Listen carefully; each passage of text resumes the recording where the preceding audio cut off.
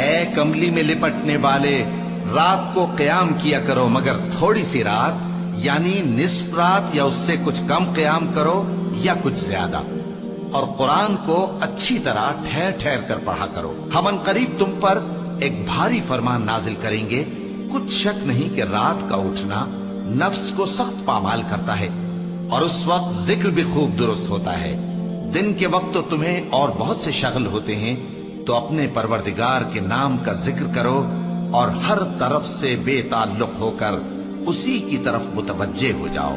وہی مشرق اور مغرب کا مالک ہے، اس کے سوا کوئی معبود نہیں، تو اسی کو اپنا کارساز بناؤ۔ اور جو دل آزار باتیں یہ لوگ کہتے ہیں ان کو سہتے رہو، اور خوبصورتی سے ان سے کنارہ کش رہو، اور مجھے ان جھٹلانے والوں سے جو دولت مند ہیں سمجھ لینے دو، اور ان کو تھوڑی سی مہلت دے دو۔ کچھ شک نہیں کہ ہمارے پاس بیڑیاں ہیں اور بڑی زبردست آگ ہے، اور گلے میں اٹکنے والا کھانا ہے، اور درد دینے والا عذاب ہے۔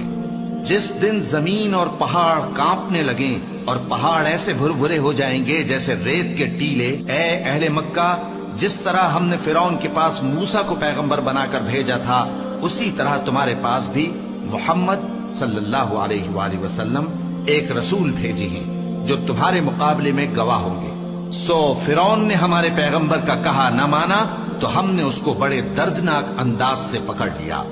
اگر تم بھی ان پیغمبر کو نہ مانو گے تو اس دن سے کس طرح بچو گے جو بچوں کو بوڑھا کر دے گا،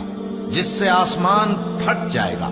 یہ اس کا وعدہ پورا ہو کر رہے گا۔ یہ قرآن تو نصیحت ہے، سو جو چاہے اپنے پروردگار تک پہنچنے کا راستہ اختیار کر لے۔ تمہارا پروردگار خوب جانتا ہے کہ تم اور تمہارے ساتھ کے لوگ کبھی 2/3 رات کے قریب اور کبھی آدھی رات اور کبھی تہائی رات قیام کیا کرتے ہو، اور اللہ رات اور دن کا اندازہ رکھتا ہے۔ اس نے معلوم کیا کہ تم اس کو نبھا نہ سکو گے، تو اس نے تم پر مہربانی کی،